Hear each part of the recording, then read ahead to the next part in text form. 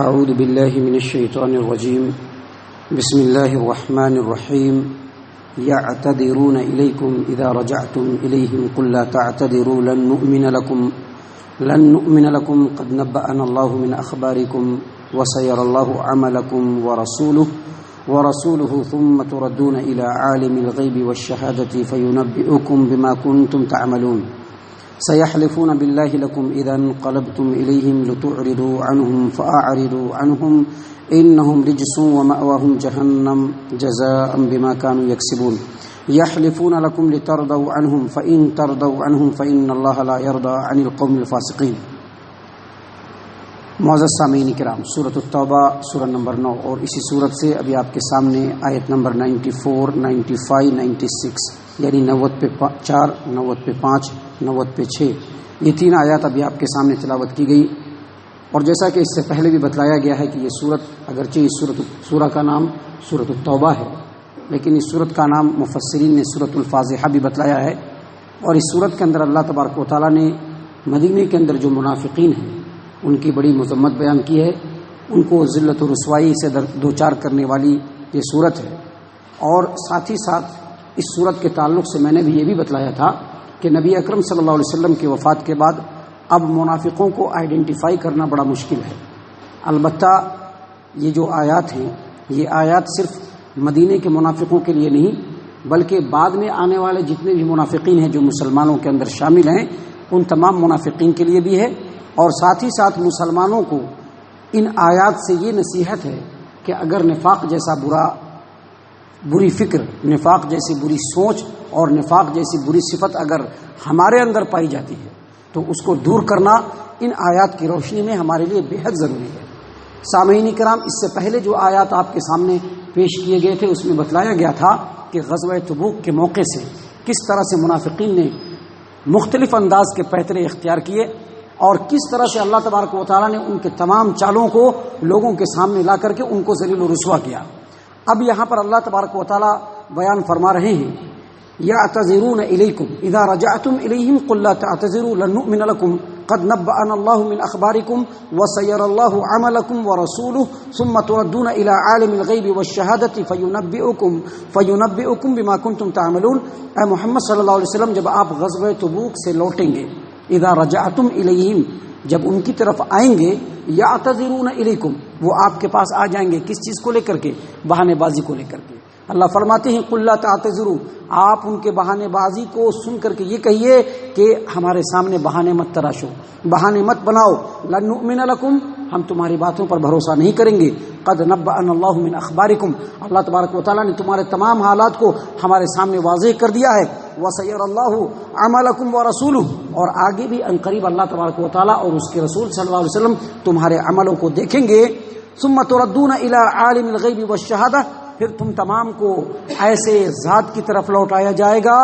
جو تمہارے کھلے اور چھپے تمام حالات کو جانتا ہے، فینبئکم بما کنتم تعملون اور تمہارے تمام کے تمام کرتوتوں کو، تمہارے تمام کے تمام اعمال کو تم کو خبر دیا جائے گا، اللہ تبارک و تعالیٰ کی طرف سے تم کو خبر دیا جائے گا۔ معزز سامعین کرام، دراصل کچھ منافقین ایسے تھے جو غزوہ تبوک میں جانے سے پہلے ہی نبی صلی اللہ علیہ وسلم کے پاس آ کر کے بہت سارے ہیلے بہانے بنائے جس کا پورا تذکرہ اور ان کی پوری تردید اس سے پہلی کا آیات میں پیش کیا گیا۔ لیکن کچھ ایسے منافقین بھی تھے جو بغیر بتائے رک گئے۔ ان کا کیا منشا تھا کہ ابھی رک جانا ہے اور بعد میں جب نبی صلی اللہ علیہ وسلم آئیں گے تو ان کے سامنے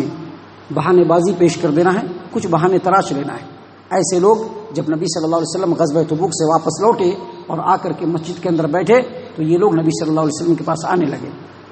اور آ کر کے اپنے اپنے بہانے پیش کرنے لگے۔ تو نبی صلی اللہ علیہ وسلم نے اللہ تبارک و تعالیٰ کی ہدایت کے مطابق، اللہ تبارک و تعالیٰ کے فرمان کے مطابق واضح طور پر ان کو کہہ دیا کہ اب تک تم نے جو کچھ کیا ہے ہم اس کو خوب جانتے ہیں، کیونکہ اللہ تبارک و تعالیٰ نے ساری باتیں بتلا دی ہیں۔ اب یہ جو بہانے بازی پیش کرنے کے لیے آئے ہو تو یاد رکھو یہ جو بہانے بازی ہے تمہارا اسی وقت سچ ثابت ہوگا جب تم آگے عمل کر کے دکھلاؤ گے۔ اب جو کچھ ہو گیا اس کو چھوڑ دو، اب آگے کی طرز عمل کے بارے میں سوچو۔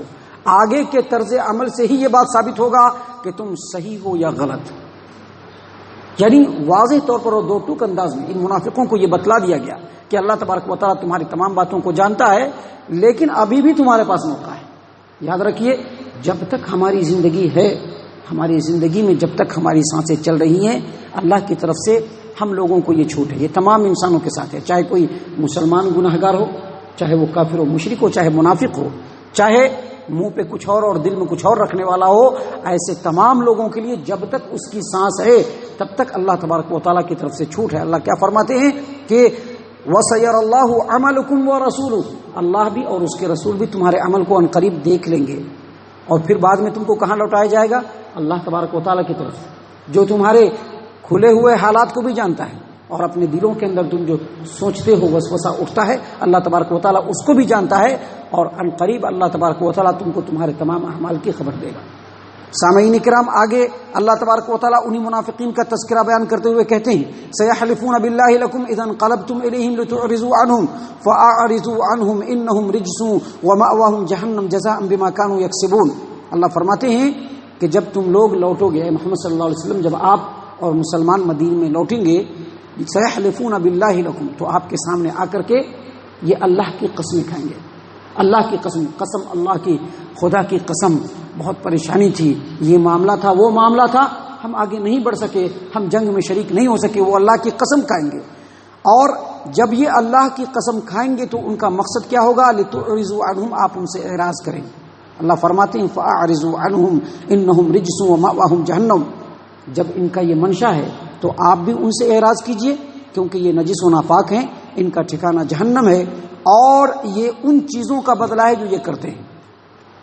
یعنی اللہ تبارک و تعالیٰ اس آیت کریمہ کے ذریعے سے یہ بتلا رہا ہے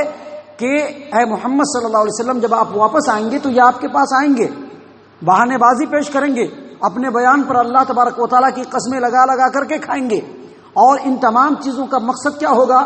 کہ آپ ان کے پیچھے نہ پڑیں۔ لہٰذا اے محمد صلی اللہ علیہ وسلم، جب یہ قسمیں کھائیں، جب یہ بہانے بازی کریں، تو آپ بھی ان سے اعراض کر لیجئے، ان سے مکمل اعراض کر لیجئے۔ اور مسلمانوں کے لیے ضروری ہے کہ ایسے منافقین سے زیادہ میل ملاپ نہ رکھیں، ایسے منافقین سے زیادہ میل ملاپ نہ رکھے۔ سامعین کرام، یہاں پر جو سب سے اہم بات ثابت ہوتی ہے وہ یہ کہ اگر اس طرح کا معاملہ ہو جماعت و جمعیت کے اندر کہ لوگوں کو اگر کسی کام کے لیے، اللہ کے دین کی سربلندی کے لیے، مسجد و مدرسے کی تعمیر کے لیے یا دیگر چیزوں کے لیے اگر وہ کہیں نکلنا ہے اور لوگوں کو دعوت دیا گیا، تو ان میں سے جو لوگ نکل رہے ہیں ان کو نکلنے دیجئے، جو نہیں نکل رہے ہیں ان کے پیچھے پڑنے کی ضرورت نہیں ہے۔ کیوں ان کے پیچھے پڑنے کی ضرورت نہیں؟ کیونکہ ان کے چھپے ہوئے حالات کو بھی اللہ جانتا ہے، اور ان کے اٹھے ہوئے حالات کو بھی اللہ جانتا ہے۔ اگر ان کی حقیقی مجبوری ہے تو اللہ اس کو بھی جانتا ہے، لیکن اگر وہ دامن بچانا چاہتے ہیں اور اللہ کے دین کو سر بلند کرنے کے لیے نہیں نکلنا چاہتے ہیں تو ان کے پیچھے پڑنے کی بھی ضرورت نہیں، ان سے زیادہ کھوج پرت کرنے کی بھی ضرورت نہیں ہے۔ آپ جب واپس آئیں، ان سے سامنا ہو تو وہ جب بہانے بازی پیش کریں تو ان کے اوپر زیادہ کھوج پرت کرنے کی بھی کوشش نہیں۔ ایک مسلمان کی سب سے بڑی صفت یہی ہے کہ کسی بھی معاملے میں بیکار اس کو کھودنے کی اس کو ضرورت نہیں ہے اس کو، اور جو آدمی بیکار کسی معاملے کو کھودتا رہتا ہے اس آدمی کو اپنے ایمان کا جائزہ لینا چاہیے، کیونکہ اللہ تبارک و تعالیٰ اور نبی اکرم صلی اللہ علیہ وسلم اور مسلمانوں کی صفت ہمیشہ عفو و درگزر کی رہی ہے، ہمیشہ اعراض کرنے کی رہی ہے۔ اگر کوئی سیدھے سیدھے ناحق کی طرف بھاگتا ہے تو اس کو ایک بار سمجھانا ہے، 2 بار سمجھانا ہے، تیسری بار سمجھانا ہے، نصیحتیں ہوتی رہیں گی، لیکن ایسے لوگوں سے اعراض کرنا ہے۔ یہی بات اللہ تبارک و تعالیٰ یہاں پر بتلا رہے ہیں کہ جو منافقین ہیں جب آپ کے پاس آئیں گے تو قسمیں کھائیں گے، بہانے بازی کریں گے، کیوں؟ تاکہ آپ ان سے درگزر کر دیجئے، ان سے اعراض کر لیجئے، تو آپ سوالات کر کے ان کے معاملے کی تہ تک پہنچنے کی کوشش نہ کریں، بلکہ جب وہ آپ کے سامنے پیش کریں اپنا عذر، اپنا بہانہ، تو آپ ان کو چھوڑ دیجئے، کیونکہ دین کے اندر زور زبردستی نہیں ہے۔ کسی بھی کام میں آدمی کا کام بتلانا ہے، سمجھانا ہے، کسی بھی چیز کو نافذ کرنا یہ حکومت وقت کا کام ہے۔ جب اسلامی حکومت ہوگی تو تلوار سے ان چیزوں کو وہ جو ہے لاگو کرے گی، نافذ کرے گی، ہمارا کام کسی کے پیچھے نہیں پڑنا ہے۔ سامعین کرام، لیکن ایسے لوگوں سے اعراض بھی کرنا ہے، یاد رکھیے، کہا کہ ایسے جو منافقین ہیں ان سے اعراض بھی کرنا ہے۔ اللہ تبارک و تعالیٰ آگے فرماتے ہیں کہ یحلفون لکم لترضوا عنہم، یہ لوگ نہیں نکلے ہیں غزوہ تبوک میں، اور آپ جب واپس آئے ہیں تو آپ کے سامنے جو بہانے بازی کر رہے ہیں، بڑی بڑی قسمیں کھا رہے ہیں، تو اس کا مطلب یہ ہے کہ یہ آپ کو راضی کرنا چاہتے ہیں، آپ کو راضی کرنا چاہتے ہیں. اللہ فرماتے ہیں کہ فَإِن تَرْضَوْا عَنْهُمْ فَإِنَّ اللَّهَ لَا يَرْضَىٰ عَنِ الْقَوْمِ الْفَاسِقِينَ. اگر ایسے منافقین نے آپ کو راضی کر لیا اور آپ ان سے راضی ہو گئے تو اللہ تبارک و تعالیٰ کبھی بھی ان سے راضی نہیں ہوا. مطلب یہ ہے کہ اگر ایسے منافقین صفت لوگ آپ کے پاس آتے ہیں اور آپ سے بہانے بازی کرتے ہیں اور ان کا نفاق واضح ہے کہ ان کا ظاہر کچھ اور ہے، ان کا باطن کچھ اور ہے، تو آپ ان سے کبھی بھی راضی نہیں ہیں. دراصل یہ منافقین جو قسمیں کھاتے تھے اس لیے کھاتے تھے کہ نبی صلی اللہ علیہ وسلم کی رضامندی مل جائے، مسلمانوں سے جیسا پہلے ویوہار تھا، پہلے سلوک تھا، ویسے ہی ہو جائے. لیکن اللہ تبارک و تعالیٰ نے کہا کہ مسلمانوں کو ایسے منافقین سے ہمیشہ بچ کر کے رہنا چاہیے، مسلمانوں کو ایسے منافقین سے ہمیشہ دور رہنا چاہیے، مسلمانوں کو ایسے منافقین سے زیادہ میل ملاپ نہیں رکھنا چاہیے. کیونکہ یہ اللہ تبارک و تعالیٰ ان سے راضی نہیں ہے، اور جب اللہ ان سے راضی نہیں ہے تو ہمیں ان سے راضی ہونے کی کوئی ضرورت نہیں. اللہ تعالیٰ ہم تمام کو ان باتوں کے اوپر غور و فکر اور تدبر کرنے کی توفیق عنایت فرمائے. معزز سامعین اکرام، ان آیات میں ابھی جو آنے والے آیات ہیں اس میں اور بھی بہت ساری نصیحتیں ہیں، بہت ساری باتیں ہیں جو اللہ تبارک و تعالیٰ نے ہمیں اس صورت کے اندر بیان فرمائی ہے. اللہ تعالیٰ سے دعا ہے کہ اللہ تعالیٰ ہم تمام کو ان باتوں کے اوپر ٹھنڈے دل سے غور و فکر اور تدبر کرنے کی توفیق عنایت فرمائے. ہم تمام کو اللہ تبارک و تعالیٰ صحیح معنوں میں مومن اور مسلمان بنائے. صحابہ کرام کے اسوہ حسنہ کو اپنانے کی توفیق عنایت فرمائے. ہمارے اندر اگر نفاق کی رمق ہے تو اللہ تعالیٰ اس نفاق سے ہمارے دلوں کو پاک فرمائے. ہم تمام کو جنت الفردوس میں جگہ عطا فرمائے. اے اللہ ہم تمام کو جہنم سے پناہ دے. اے رب العالمین ہم تمام کو جہنم سے پناہ دے. اے مالک الملک ہم تمام کو جہنم سے پناہ دے. آمین یا رب العالمین. وما علینا الا البلاغ المبین.